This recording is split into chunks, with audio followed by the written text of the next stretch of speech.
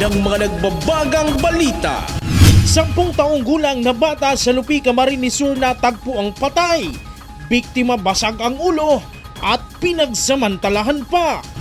Inspection train ng PNR na diskaril matapos mabangga ng tanker truck sa Nabua, Camarines Sur.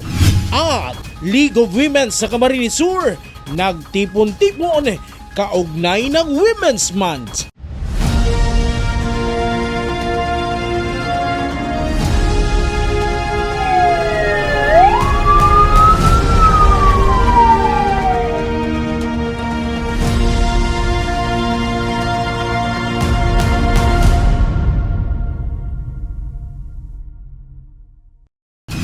Magandang gabi, narito ang mga may init na balita sa Camarines Sur. Kalunos-lunos ang sinapit ng isang 10 taong gulang na babae sa Lupi, Camarines Sur. Patay na ng matagpuan, basag ang ulo ng biktima at kumpirmadong hinalay ayon sa medico legal sa bata. Narito ang buong ulat ni John Amador. Araw ka ni para sa pasapot yan, kumain ko talaga, kung aram ko lang, dahil ko na ito inibasa ko lakti. Hindi maiwasang sisihin ni Nancy Joven ang kanyang sarili matapos ang masalimuot na sinapit ng kanyang apo, edad 10 taong gulang. Sabado ng umaga nitong March 15 nang napaulat na nawawala ang biktima. Ayon sa kapitan ng Barangay Kulakling, Lupi, Camarines Sur, may ginang na lumapit sa kanya at inahanap ang kanyang apo. Lumapit po yung ginang sa amin na mga siguro mga past na sa mga 10 plus. Then inutosan ko yung anak ko, parang police, i-check sa CCTV. Ayun nga, nakita namin yung suspect. Kasama niya yung victim. Yung huling nakita namin po ay nandun sa escape. Nakita namin sa CCTV na kasama niya sa skate silang dalawa. Pagbalik ay wala na. Ayon sa lola ng biktima, isinama niya ang kanyang apo para magtinda sa palengke. Ngunit ito na pala ang huling pagkakataon na makikita niyang buhay ang kanyang apo. Sabi ko diyan ka lang nini, talikod po. Tapos po, sabi, ni, diyan ka lang, Beyo, hindi ako na pong namamakal. Ako lang namamakal. Pag ano ko po, Nandimanan. na si Aki ko, nag-agas na ako ng anak ko sa barangay. Pagtaragparanan ko po, paninda ko, binayaan ko na. Matapos mapaulat na nawawala at base na rin sa kuha ng CCTV, naging person of interest ng kapulisan ang lalaking kasama ng bata sa CCTV na kinilalang si Wilbert Ano, 19 na taong gulang at namamasada ng skate sa lugar. Kalaunan ay mismong sinamahan nito ang mga otoridad sa kinaroroonan ng biktima sa masukal na bahagi ng Zone 3 Barangay Tanawan, Lupi. Inamin din ito na napatay niya ang biktima sa pamamagitan ng pagpalo ng bato sa ulo ng bata. Malapit ang 10 taong gulang na natagpuang wala ng buhay at biktima di umano ng panggagahasa sa kanyang lola. At dito sa riles na ito sa Barangay Kulakling, Lupi, Camarines Sur, madalas silang sumasakay kung kaya't kilala ng sospek ang biktima. Basag ang kanang bahagi ng ulo, maga ang muka at wala nang saplot pang ibaba ng matagpuan ng bata. Ayon sa lola ng biktima, positibo ang resulta ng medical sa biktima na ito ay ginahasa. Ano po, ito pa, kakasuhan ko na pong rape. Na habang bubuhay na pagkakulong, pwede po nganin. Di sapat. Ayun po, di po, sapat. Ay kita ko yung bata, galing dito pa, kasama pa ng maglula. Papunta ata ng galing Ragay. Palengke. Papunta silang palengke. Sa CCTV. Sabi ko yung mga taong ginagaya, dapat pinapatay . Kahit hindi namin ginagawa, mapapagbintangan. Sinubukan namin kausapin ang sospek, subalit tipid dito sa pagsagot. Nasampahan na rin ito ng kasong rape with homicide kaninang tanghali. John Amador, CSN. Nagdulot ng mabigat na daloy ng trapiko ang pagkakadiskaril ng tren ng PNR matapos itong salpukin ng isang tanker truck sa Nabua, Camarines Sur. Narito ang unat. Nadiskaril ang bagon ng tren ng Philippine National Railways matapos salpukin ng oil tanker sa Barangay Paluyon, Nabua, Camarines Sur, Sabado ng madaling araw. Nagulat na lang umano ang ilang residente nang makarinig sila ng malakas na tunog. Yung nangyari, narinig ko yung kusina ng tren. Pag bandang alas 2, 58, Yun, parang naglinog yung bahay. Tapos, paglabas ko, yun, nakita ko na yung tao andito sa baba, nakatalsik. Yun, natapos yung basag na basag. Nang dahil sa insidente ay nagdulot ito na mabigat na daloy ng trapiko sa National Highway. Ayon sa investigasyon ng Nabua Police, nag-overtake umano ang driver ng tanker truck mula sa direksyon ng Bato, Camarines Sur. Nakaidlip umano ang driver ng tanker truck hanggang sa nabangga ang tren mula PNR Naga Station. Upon investigation po, kanto yung mga investigador na found out po na si oil tanker from Legazpi, nag-overtake siya sa isang sasakyan. Then upon overtaking po, siguro naidlip si driver ng oil tanker at yun po, nabangga niya yung tumatawid na tren po dito sa Barangay Paloyo, Nabua, Camarines. So possible sir, di niya na po nadangog maski po busina po kay itong tren kasi kung napaidlip. Hindi niya po sila daw sa ano po bagay, split seconds lang na ma-i-idlip ang driver, talagang dakulang malaking bagay na yan. Kaya aminado man siya sir, aminado man si driver na naka-idlip siya. Kaya nalaman niya kulang na sa oras para makapagliwas pa doon sa tren. Sugatan ang driver ng truck na nagpapagaling pa ngayon sa ospital. Ayon sa PNR, inspection train nila ang nasangkot sa aksidente nitong Sabado.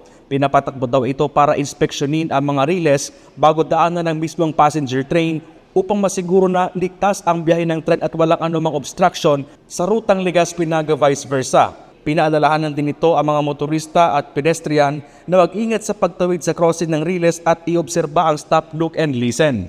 Samantala, balik na rin sa normal ang operasyon ng tren sa nasabing ruta matapos ang insidente. Chris Novello, CSN.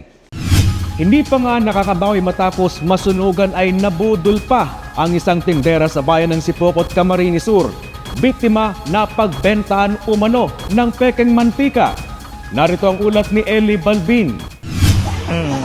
Ihanaw po.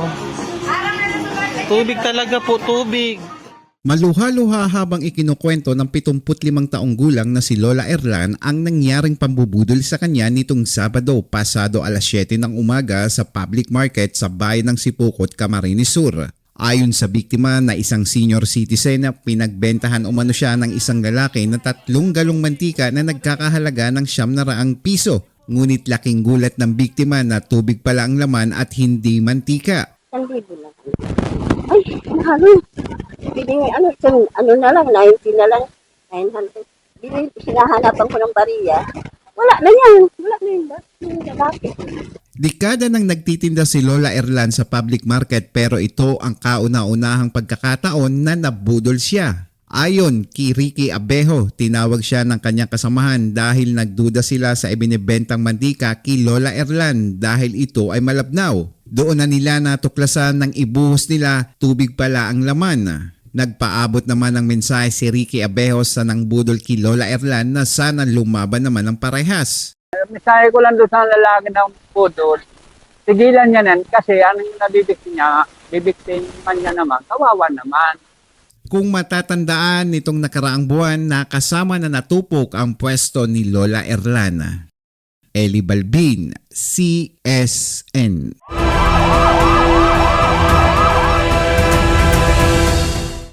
Aabot sa 2.7 milyon na halaga ng hinihinalang shabu ang nasamsam sa ikinasang bypass operation sa isang tulak umano ng droga sa Bao, Camarines Sur nitong Sabado, Marso 15 sa Barangay San Juan. Nakuha sa suspect ang higit sa 400 gramo ng hinihinalang shabu na aabot sa 2.7 million pesos. Kinukonsidera din itong high-value individual ng mga otoridad na pinaniniwalaang nagsusupply ng illegal na droga sa Rinconada area. Naharap ang suspect sa pagbalga sa RA 9165 o Comprehensive Dangerous Drugs Act of 2002. Around 2:15 in the afternoon, ito po ay nangyari doon sa Zone 3, San Juan, Bao, Camarines Sur. At ang ating suspetsado na naaresto po dito ay itong si Edralf Navarro y Veloso alias ER o R. At ito po ay nahulihan ng shabu na more or less nagkakalaga ng 2.2 million 754,000 pesos. At ito po ay naglalaman ng more or less 405, estimated lang po na 405 grams ng pinaghihinalaang suspected na o pinaghihinalaang shabu. Siya po ay high value individual at ito po ang paghuli sa kanya ay isang high impact operation. Patuloy ang rollout ng murang bigas ng provincial government ng Camarines Sur. Murang bigas, laking tulong daw ngayong mahal pa rin ang commercial rice sa mga merkado. Si Marge Serico sa detalye. Nagpapatuloy ang rollout ng murang bigas ng provincial government ng Camarines Sur. Ngayong araw ay nagtungo sa Capitol Complex upang magbenta ng 33 pesos per kilong bigas sa mga residente at empleyado ng Capitol. Ilan sa mga maagang pumunta para makabili ng bigas si Julio Bagasala na hanap daw talaga ang murang bigas dahil sa mahal na presyo nito sa merkado. Dahil may mabibili ng murang bigas ay mailalaan na daw nito ang matitipid niya sa pangangailangan ng kanyang mga anak. Hindi ba ko ng ibang sa mga aki, sa mga gamit, sa pagkaon, sa ulam, okay yan. Hanggang sa isang sako ang pwedeng mabiling bigas na nagkakahalaga lamang ng 1,650 pesos. Malayong-malayo umano ayon kay Nanay Indita Agravante sa nabibili niyang bigas sa merkado. Laking tulong umano ito sa mga katulad niyang maliliit lang ang kinikita sa araw-araw. Salamat pong maray Kong Elre and Governor Lowy J. Kamu manggiraray ang dapat na ibugtak sa posisyon nindo para po ang murang bigas iyo manggiraray ang samuyang maresibe na samuyang tamang kwartang pang-budget lang. Ang binibentang murang bigas ng provincial government ng Camarines Sur sa pamumuno ni Governor Luigi Villapuerte ay bahagi pa ng 25,000 bags ng bigas na binili mula sa NFA upang tugunan ang food security emergency na layuning maibsan ang epekto ng mahal na bigas sa mga consumers. Samantala, maliban sa murang bigas ay marami din ang nag-avail ng libreng gamot ng provincial government ng Camarines Sur at na-refresh sa tubig mula sa air-to-water technology ng Veragon. Marge Serico, CSN. Naalarma ang ilang residente sa Calabanga, Camarines Sur dahil sa nakawalang agresibong unggoy. May-ari nito patuloy na pinaghahanap ng mga otoridad. Narito ang ulat ni Eli Balbin. Ito ang aktual na paghuli ng mga tauhan ng Municipal Environment and Natural Resources o MENRO sa isang unggoy sa Santa Cruz, Kipayo sa bayan ng Calabanga, Camarines Sur. Ayon kasi sa barangay, pagala-gala daw kasi ito sa lugar at naging agresibo na nagdala ng takot sa mga residente. Mas dumoble pa ang pangamba ng mga residente dahil daw sa paglalaway ng unggoy. May nagtulok po sa kuya sir ning constituency may na igwa po daang sarong unggoy na medyo aggressive na sa tao po, medyo naglalaway na ang sa iya pong mukha po. Nagtulong-tulong ang mga personahe ng Municipal Agriculture Office at MENRO upang dakpin ang naturang unggoy, ngunit naging pahirapan daw ang pagdakip sa unggoy dahil na rin sa pagiging agresibo nito at maliksi. Kaya lang sa sobra po ning mailap na si unggoy, nasakitan pong madakop iniyo. Almost inabot ning 6 hours, around mga 10 o'clock in the morning, mga 3 lampas na. Sa ngayon ay nasa mabuti ng kalagayan ng unggoy at na-turn over na rin ito sa Centro Goa para masuri. Nakatakda rin pakawalan sa wild ang naturang unggoy. Nagpapatuloy din ang investigasyon ng MENRO Calabanga kung sino ang nagmamay-ari ng naturang unggoy. Sa mga tao po na gusto mag-ataman po ng wild animals, primero po, dapat po i-secured ta po sinda. Panduwa po, dapat po, hindi po nag-agi sa legal na proseso. Kasi po may mga documents po ni dapat na kumpletohon. Asin po isip-isipon ta po na kung ang wild animals po atamanon ta mawawala instinct niya na pagiging wild na dapat hindi po or sinda naka-star doon sa wild area. Eli Balbin, CSN. Mga kababaihan sa Camarines Sur, nagtipon-tipon kaugnay ng selebrasyon ng Women's Month. Narito ang ulat ni Marge Serico. Nagtipon-tipon sa Capitol Grounds sa mga kababaihan o Women's League sa Camarines Sur bilang bahagi ng selebrasyon ng Women's Month. Kaugnay ng aktibidad ay sinamantala ng mga kababaihan ng state-of-the-art at libreng medical services ng provincial government ng Camarines Sur. Gaya na lang ni Mirna Samudyo ng Minalaba, Camarines Sur na halos 10 taon na daw na hindi napapalitan ng salamin. Nakakaranas daw siya ng pananakit ng ulo na sanhi ng kanyang eyeglasses. Nang malabo na ang pagiling ko kanina, ko na namansaya niyan minsan, ko na namansaya niyan pinagbabasa ko. Pero may akong lula makulugon pero man payo ko. Maliban sa libreng eye check-up at eyeglasses, ay sinamantala din ng mga kababaihan ang libreng gamot mula sa Health Office ng Camarines Sur. Sa mensahe ni Congressman El Rey Villapuerte, pinasalamatan nito ang mga kababaihan. Pero totoo, sa bawat tagumpay ng isang pamilya lipunan, ang nasa likod ang babae o kababaihan. Kung wala ang nanay ko, kung wala ang asawa ko, wala po kami. Kami nandito dahil sa mga kababaihan. Bisita sa aktibidad sina Senator Amy Marcos at Pia Cayetano. Sa mensahe ni Senator Marcos sa Women's League sa Camarines Sur, binigyang diin nito ang kahalagahan ng kababaihan sa komunidad. Inilatag din nito ang kanyang plano sa agriculture sector at infrastructure projects na makatutulong sa problema sa baha lalo na sa Camarines Sur. Mahal ang abono, mahal ang krudo, napakamahal ng mga bilihin at ang bilhi.